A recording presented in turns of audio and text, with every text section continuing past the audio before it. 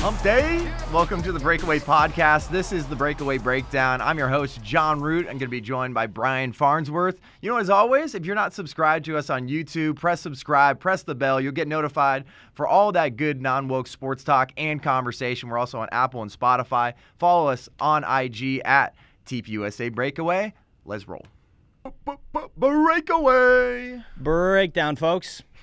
First story you need to know about is about the Buffalo shooting. Obviously, we have our thoughts and prayers going out to everybody affected by that horrible tragedy and that murderous, evil guy that went in and just shot up that place in Buffalo. But the thing is, you have sports media right now that is trying to push a specific narrative and gain political points and saying that anybody that watches a Game 7 is basically a white supremacist. So Deadspin, obviously they put the dead in Deadspin. They've been dead for a long time. Nobody likes that outlet at all. They threw out this asinine tweet about Buffalo, just stomping on the graves of these people that are affected by this. Said, white fans were entertained by black athletes a day after a racist killed black people in Buffalo. This is what white supremacy looks like. Brian, this is just gaslighting here. It's obviously a lie. Yeah. And all they're trying to do is, if you're trying to get an escape from the craziness of the world, which is what sports should be, you're somehow a white supremacist? And it doesn't matter what skin color you are, if you watch that at all. I don't get it. Yeah, the tweet was based off an article that they had.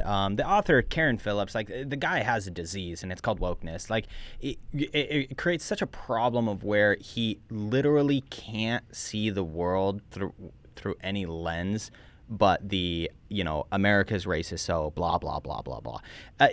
What kills me is at the very end of the article, he has this line that is just insane when it says, when you're a black athlete in America competing at the highest level as a form of entertainment to the rest of the world, all the while knowing that the majority of the people that cheer for you don't think your life matters. That is just insanity. Like, to actually believe that sports fans, let's call it as it is, white sports fans saying just like these black people don't matter, their life doesn't matter to them. And it's just, I'm so sad that there are people who actually walk around every day thinking that stuff. Two more things as we wrap up this story. Deadspin also argued that sports only serve as an escape from society if you're white. That's it. I'm sure they'd have some interesting thoughts about Luka Doncic, how he basically just took out an entire team in Phoenix. But he's white. But does it make him a white supremacist? And finally, you guys had nothing to say with the Waukesha massacre, so don't try to get some political points here. Sports media is woke. It's a joke. It's going to go broke.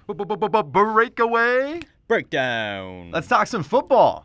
I know the schedules just came out for the National Football League, and we got to talk about the best division, the AFC West. The AFC West, potentially, we could see every single team go to the playoffs. That would be an interesting scenario. They'd probably have to split all their season series. Mm-hmm. But it's time to talk about how we think that division's going to shape up. Because as of right now, the Chiefs are the betting favorite, plus 155. This is from FanDuel. Chargers are plus 240. Broncos right behind them at plus 260. And the Raiders are plus 700. How do you think this division's going to shape up? Personally, I hate to go against, like, who is, the king of the division. The Chiefs, naturally, you want to believe in them. However, I really do question how much the loss of Tyreek Hill will affect their overall offense. Yep. So I think, because also I'm not talking about what's happened in years past. I'm talking about what's happening this year.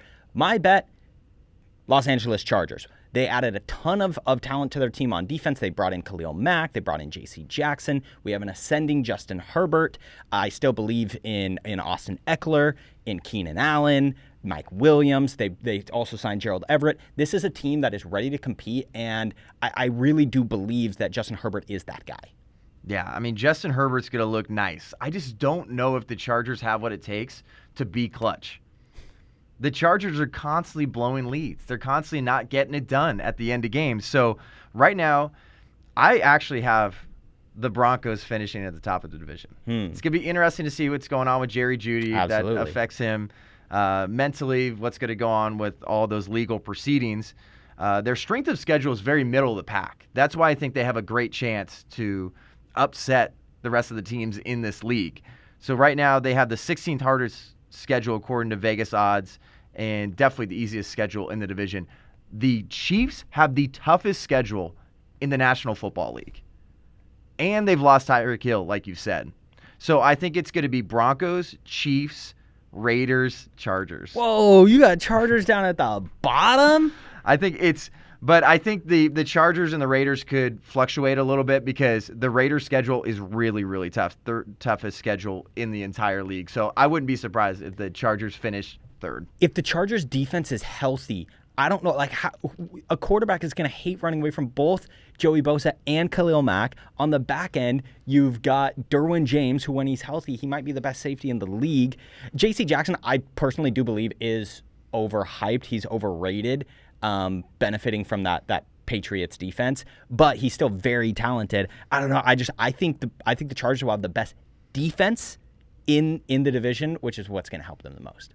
Call me crazy, but I just don't think they're clutch. I don't know if they're going to get it done. I hope Herbie does his thing, but that's what we have for the AFC West. It's going to be a lot of fun to watch this season. Breakaway Breakdown, folks. What's your most embarrassing moment? Maybe you feel like you've had a dream that you showed up to school with no pants on. That's basically what the Phoenix Suns did in Game 7 against the Dallas Mavericks. I think the Phoenix Suns should be absolutely ashamed of themselves. I think they should go on an entire offseason apology tour. Just go. Just apologize to your fans. Apologize to Brian that we got here. This was the largest deficit at half in NBA history of a Game 7. They were down 57-27. They didn't show up. Luka Doncic had the same amount of points as the Phoenix Suns at halftime. Remember, this is the only team that won over 60 games this season. Yep. They won 64 games. And they lost a Game 7 by 33 points. And at one point, they trailed by 46. But is this the biggest collapse we've ever seen in a Game 7? It's not the biggest loss, like just numbers-wise. But in general, I don't think that 33 points really tells the story of how abysmal that performance was. No, 33 points doesn't tell the story. Obviously, like you said, this is a team that scored 27 points in the first half. They completely showed up just unprepared for the moment. The moment was too big for them. This is a Suns team that we've been watching for 2 seasons now. But remember the last playoffs, they never played in a Game 7. It was always, things got wrapped up in 6.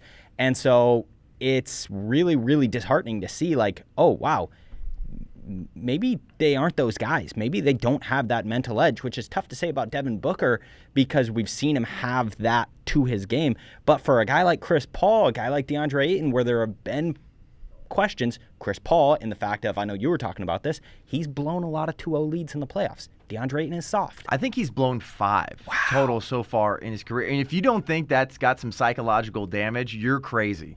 Oh, then you haven't played sports. Because, the windows are so small in sports. Mm-hmm. This was your time. So obviously you have a Warriors team that had 73 wins and everybody expected them to win. But it wasn't like the Suns dealt with some crazy injuries or anything. And they barely lost to the Cavs. Exactly. So this year there's absolutely no excuse, and I really do believe this is the biggest collapse in a Game 7 in NBA history. Sports history, I don't know. But NBA history, I'd have to say yes, at least in the modern era. Yeah, well, so there have only been 2 instances before where a team has lost by 30-plus points in a Game 7. It was the 1970 Phoenix Suns, of all, who lost to the Lakers. And then in 1948, the St. Louis Bombers lost to the Philadelphia Warriors.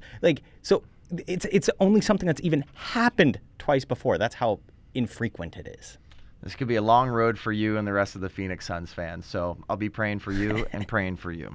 Breakaway Breakdown. We got any golf fans out there? You got any fans of Phil Mickelson? Phil Mickelson's losing a lot of fans. He's losing a lot of sponsors, and he's not going to be at the PGA Championship to defend his title this weekend. I know we've had a lot of golfers, like legendary golfer Tiger Woods, weigh in on this whole situation. Rory McIlroy said that he misses seeing him out there as well. But it's been a real fall from grace. There's a new book that's come out. There's been allegations of what Phil Mickelson has done betting-wise, losing millions of dollars. Said that media members don't get along with him. And it feels like way too much of a coincidence for me. But for people that don't know, basically it seemed like Phil Mickelson, towards the end of his career, the oldest player to win the PGA Championship at 50 years old last year, was hedging his bets. He said there's a Saudi league that's starting to basically equivalent of the PGA Tour. Yeah. And he basically said he was willing to let aside that the money's coming from the Saudis, that obviously, once again, that is a place like we talked with the NBA. They're going to be playing out there. No one's talked about that. But Phil Mickelson saying, I can kind of push that to the side and play in this league, make some money, and see if I can hedge my bets against the PGA. Tiger's pissed because he thinks it hurts the legacy of everything that Arnold Palmer and Jack Nicklaus has done to build up the PGA Tour. But I don't know. I don't know how he's going to get back to good graces with a lot of people. It's going to take a while. And remember, he's towards the end of his career. Yeah, I mean, so he doesn't have 2 decades in front of him to keep going, or even Tiger, who obviously the guy knows how much how much of a struggle it is to rebuild a legacy after you've kind of broken things off with your fans. With Phil, I've been a big fan of Phil for a long time. Go Devils!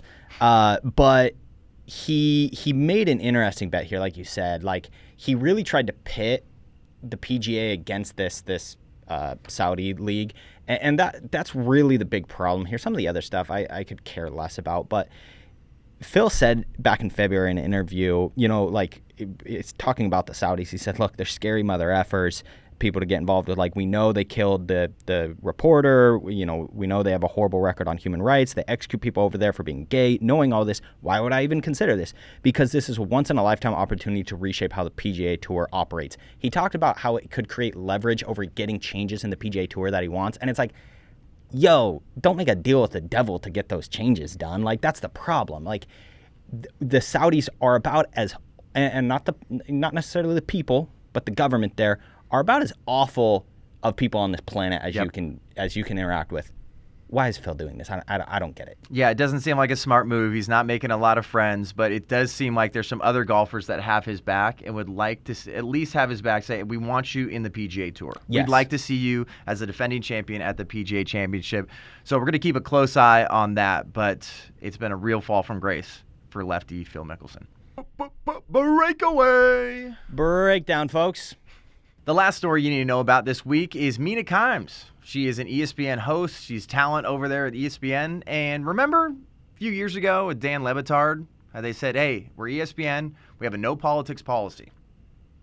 Except we're going to be a little lenient for the people on the left. Mm-hmm. So Mina Kimes, we're making a big deal about this because she posted on her story with Karen Bass, who is running for LA mayor.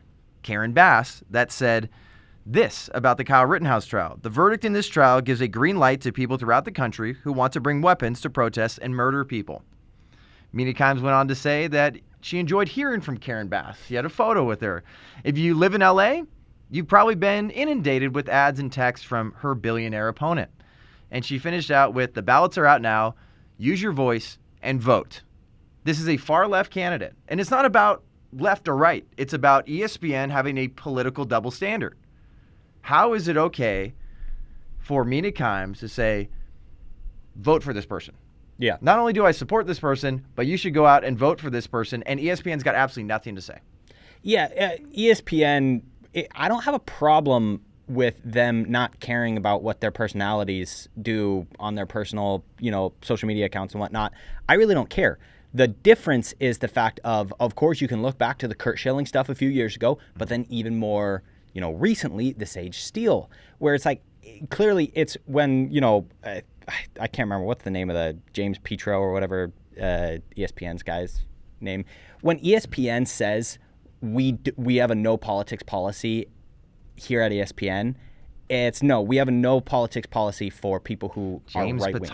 James Pitaro, that's what it is. But when ESPN's president, James Pitaro, says we have a no politics policy here at ESPN, that's not what he's saying. He's saying we have a no politics policy for people who have right-wing views. That's what he's saying. So I don't care that they don't, suspend Mina Kimes for this. I don't want that to happen. I just want Sage Steele to be able to go on Jay Cutler's podcast and talk about her views. And if you want to hear some more about this conversation that obviously has so many details to it, you want to learn about Sage Steele's lawsuit against ESPN. You want to know a little bit more about where this no politics policy has made the news. You want to hear a little bit more of how this compares to other talent that ESPN's protected on the left, and you want to know why ESPN is more of a political news organization than maybe MSNBC and CNN, you got to go to this other video. We'll break that down, talk about ESPN's double standard. That's going to be on YouTube. But as of right now, really appreciate you guys watching and listening. Don't forget to subscribe. Once again, click subscribe. Click the bell. You'll get notified for all the best non-woke sports talk and conversation. We're on Apple and Spotify. If you don't want to see our face and just listen, make sure you leave a 5-star review, though, when you do. Appreciate you guys, and we'll see you next week.